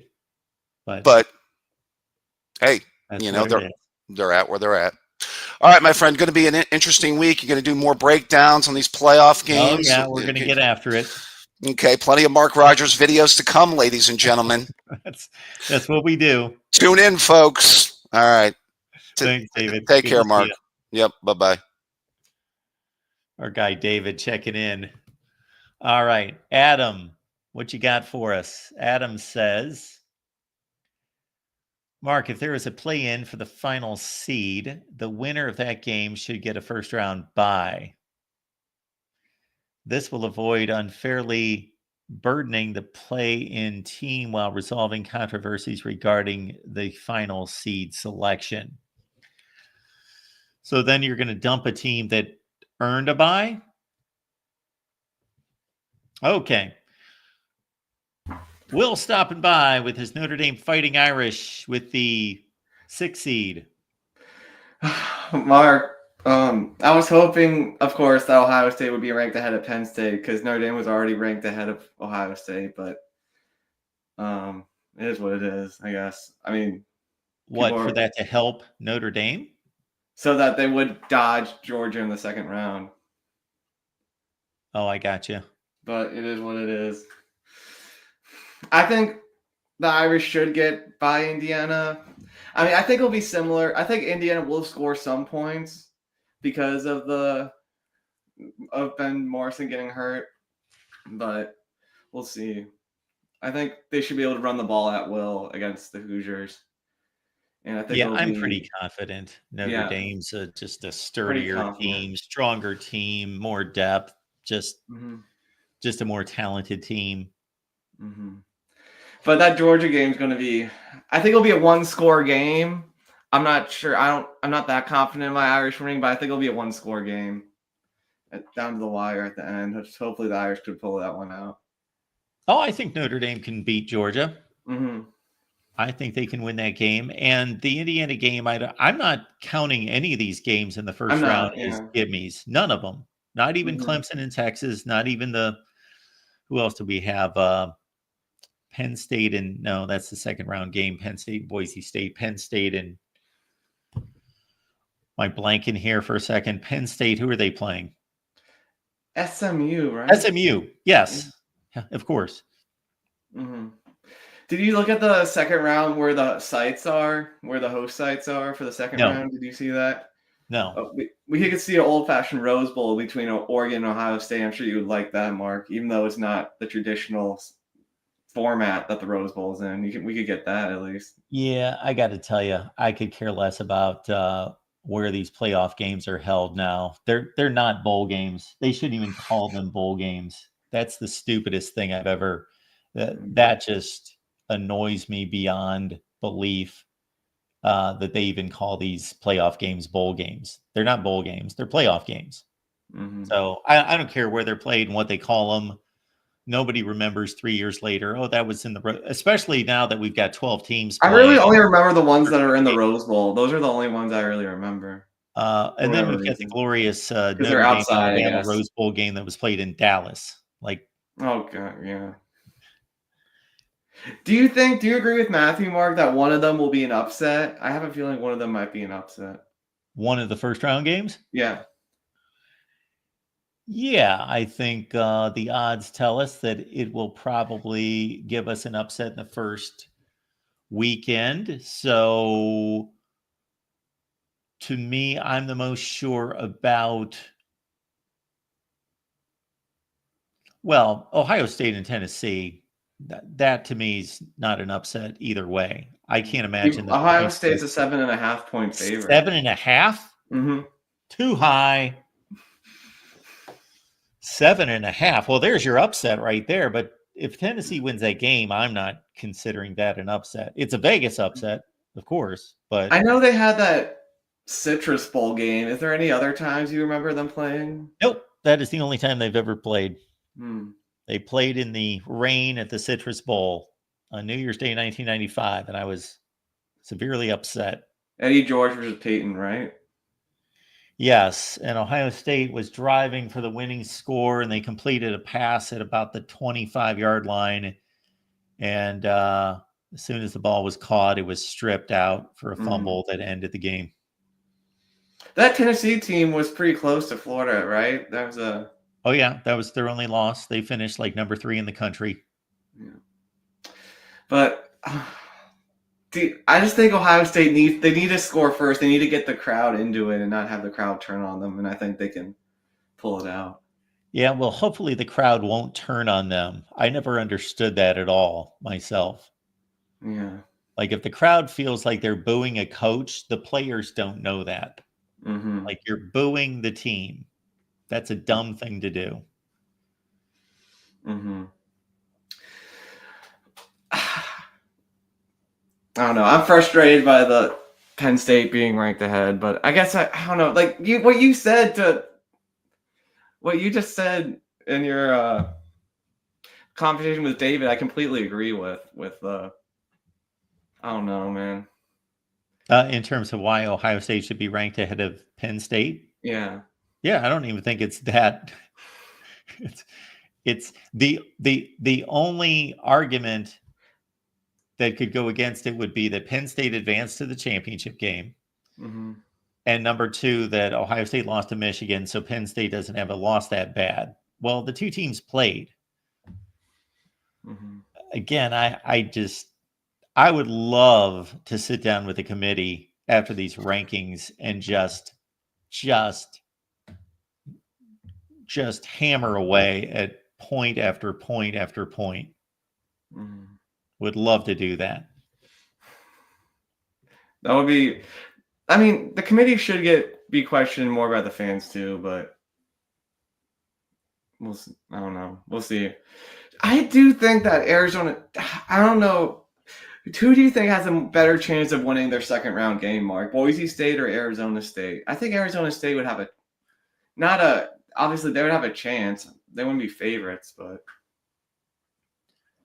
I'm going with Boise State. Boise State? Slightly. Mm-hmm.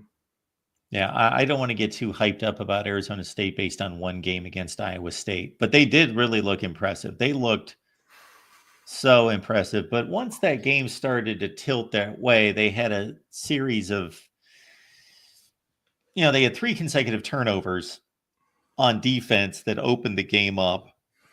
And 2 of them were nice defensive plays to cause strips of the ball carrier. The other one was because Rocco Beck threw a ball off of his right tackle's helmet. Mm-hmm. And, it just became a momentum game where they just took over and got those 3 possessions inside the 35-yard line. Mm-hmm. The only thing that really bothered me about last night's games was the James Franklin going for 2 there. Like, you go for 2 at the end to win the game. You don't go for 2 that early. Yeah, I don't know. I don't know why he did that. Mm.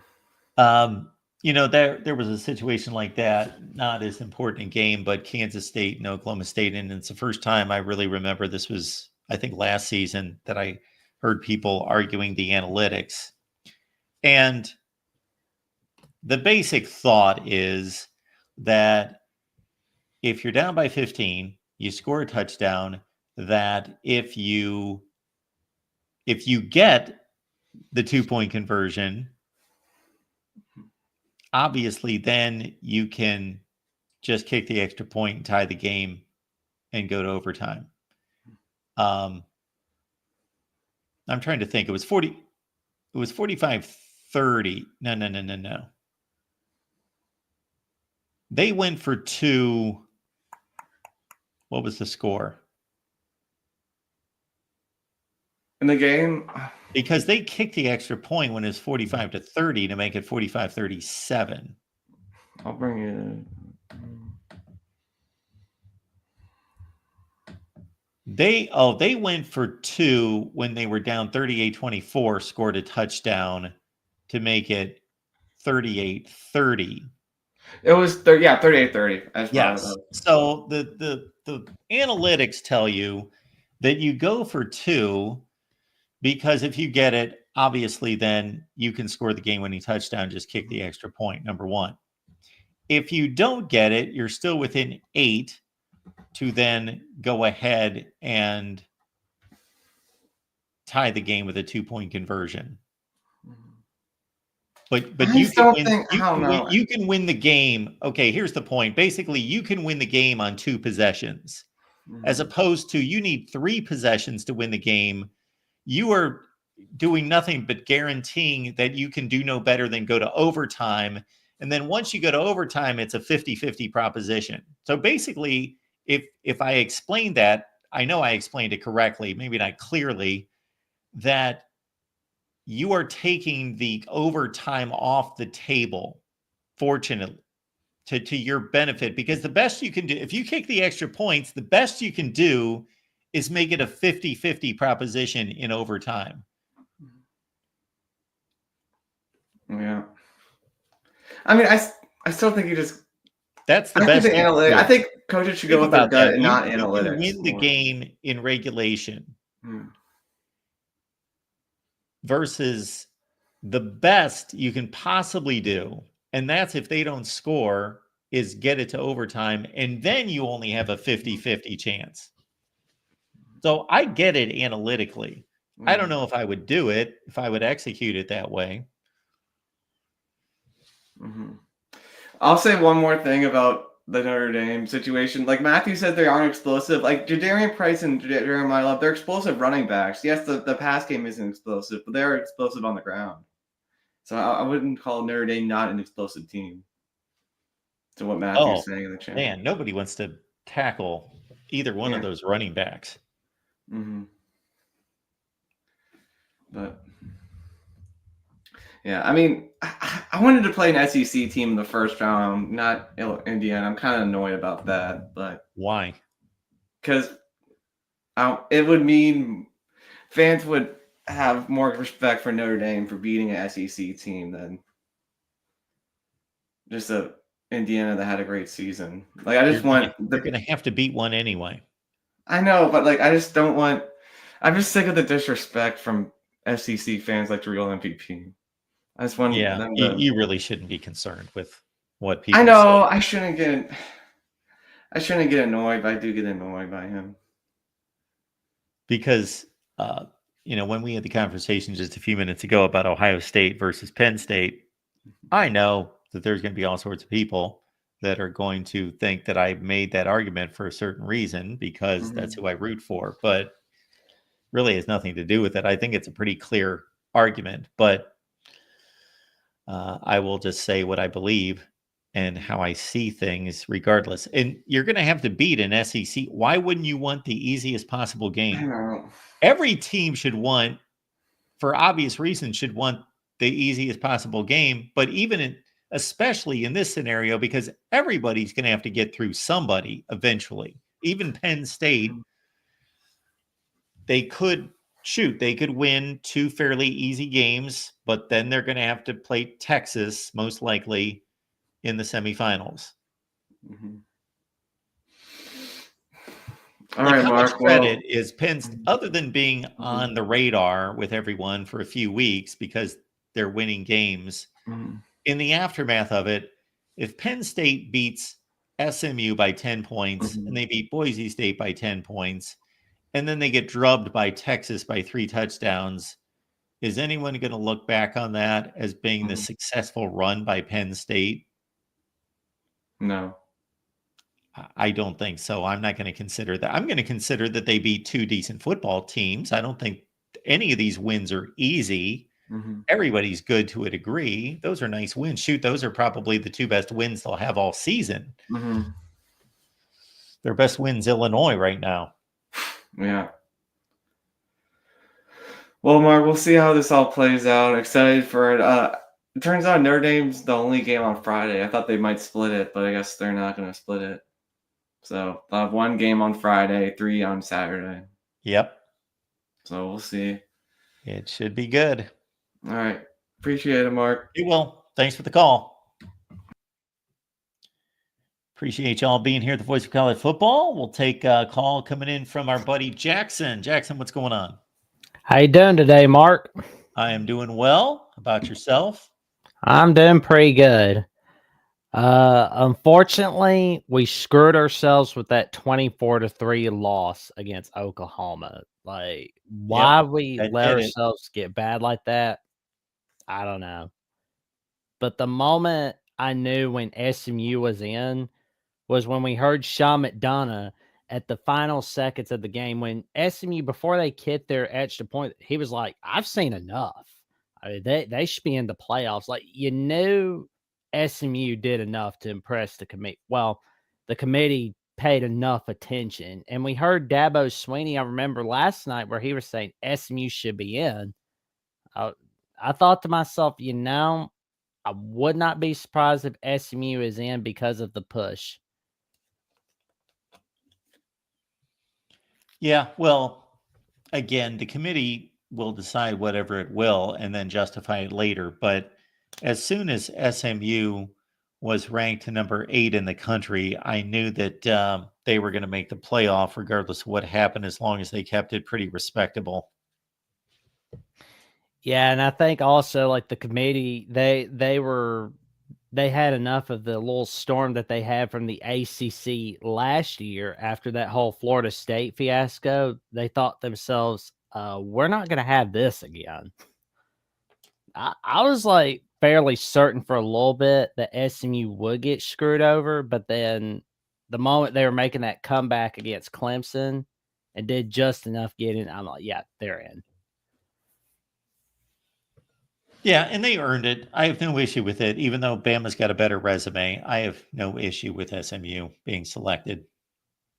Now I'm wondering who will be playing in some of the bowl games. Like, I don't know which bowl will be. We'll probably be in like the Citrus Bowl, but the fun part is who will be playing. Like, I've been talking with some people. It's like, oh, we could see Alabama play Illinois, and it's like, oh, that's a good one. I mean, it sounds pretty fun. Well, if it's not fun, we'll make it fun. Yeah, I love the bowl games. I don't like that people no longer are really looking at the bowl games, but yeah, I'll be interested to see who gets paired in these bowl games, and I'll be watching. Oh yeah, we'll always be watching. Arizona State, it's going to be fun to see who they play between the winner of Texas Clemson, but that Texas Clemson game looks pretty fun. Notre Dame, Indiana, the thing that I'm thinking about from that matchup is, can Notre Dame win their first big postseason game since the 1993 season? Because that's the question of the century for the Fighting Irish. Yes. Because I mean, if Marcus Freeman could do what Brian Kelly couldn't do, he's really going to win over a lot of people. Like, we think people forgot about that Northern Illinois loss. They're really going to forget about it. They're going to remember more of the good that Marcus Freeman is doing than the one bad day he had. Yeah, as long as Notre Dame fans are understanding that Brian Kelly did not get to participate in a 12-team playoff and face Indiana. That's true. That is true. But have you been feeling about Boise State this season? Well, I don't think that Boise State's going to be highly competitive in these games myself. Penn State doesn't tend to explode on and blow teams out, so I don't know that it's going to be any kind of annihilation, but Boise State's just doing enough against Mountain West Conference teams to win games. You know, the back half of the year, they really haven't generated that much offense, and they didn't score in the second half of their game against UNLV. But they're a good team, solid team, and obviously Ashton Genty's really good, and Matson at quarterback is a decent player as well, and they're extremely well coached. And I don't think Penn State's going to embarrass them in any such way, but Boise State shouldn't win a game. But yeah, I think Penn State's going to be too much for them, but not by a whole lot. I've been thinking about the coaching profile of Spencer Danielson, and maybe it's just me, but I kind of feel like he's a Chris Peterson 2.0, especially under the circumstances when he came in as the interim coach last year. You know, they were 5-5. They went out the rest of the regular season, come out of nowhere. They do just enough getting the Mount West title game. They win the title game. Then in 2024, they have a humongous season. Like, so far, his coaching record is 15-2. That's pretty high. Yeah, he's doing a heck of a job, and really, Boise State. It's fun in that college football fans that love the sport should embrace this Boise State situation. But because here's a program that put themselves on the map, that determined to build a great football program. And they did that, of course, at the Division II level at the time, the FCS level. And they worked themselves up into the Group of Five status and became the poster child for the Power Five upset and the great Group of Five program. They've got, I believe, the second or third best winning percentage this century in college football, and have had a remarkable program history in the last 25 years with the likes of Dan Hawkins and Houston Nutt and, of course, Chris Peterson.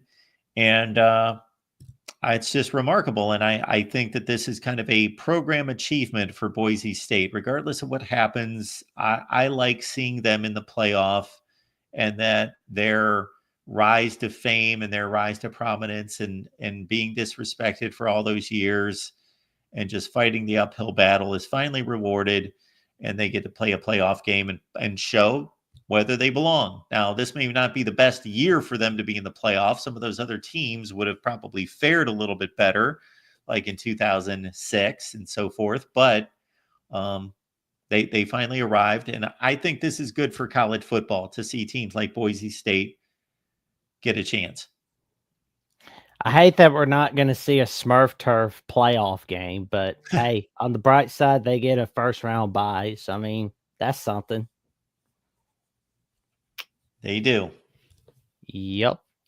All right, Jackson. Here we go.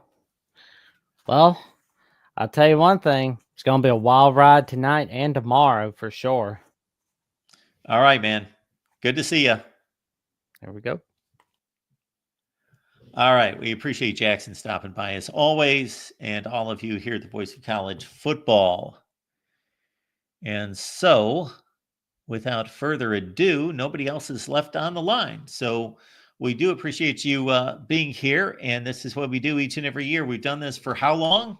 Man, I don't know that we did this going back to 2014. Maybe not. But soon thereafter. So it's an annual tradition here at the Voice of College Football to get together for the big watch party. And now it's time to get to work and size up these teams and these matchups. And what I really want to do are historical videos on these bowl matchups and these teams and their series history. But people don't tend to necessarily gravitate to those videos. So maybe I'll throw one or two of those out and see how they do. Yeah, this is the culmination, folks. This is what it's all about. We get to rankings Sunday and find out who's in. And really, when you come down to it, the controversy was pretty limited this year. I would expect more in future years and more debates and more dilemma and more of a glut of teams sandwiched around that 12 spot.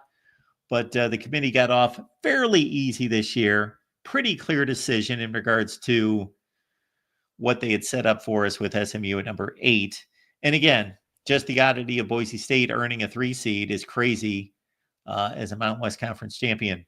They bypass all those heavyweights, Ohio State, Tennessee, Notre Dame, Penn State, Texas, all of them for the 3 seed and the home playoff or the bye in the first round. All right, folks, appreciate you being here at the Voice of College Football. Keep it locked in here. Please like the video on the way out, and we appreciate your support. The Amazon links in the description section of all the videos. When you shop for Christmas and shop on Amazon, please use the link that we provide, and we will see you next time. The College Football After Dark show is tonight. So here's the deal with the College Football After Dark show. People ask this all the time. I get this comment all the time on our Sunday night College Football After Dark show. People are like, why are those guys on your channel? What are those guys doing? Do they belong on your channel? How did they get to be on your channel? They got to be on that show. So your pass onto that show as a panelist on that show is easy. Become a channel member here at YouTube, and you can jump on the line with everybody else. You can jump on the line with everybody else if you are a member here at the Voice of College Football. And I'll actually take the link from the show, and I'm going to send it to all the members as soon as I get off here. I'm going to send that link to all the members here on YouTube. And you also get my predictions throughout the bowl season and the postseason with the playoffs coming up. And I've been pretty hot here in the last 3 weeks after suffering a down season, but hot the last 3 weekends. So that should continue. All right, folks, appreciate you being here. Catch our College Football After Dark show coming up tonight at 10:30 Eastern. And then on Monday night, Matt Zemek and I for the Big Ten Live show. The Big Ten Live show, Monday, 10 p.m. Eastern time. See you then.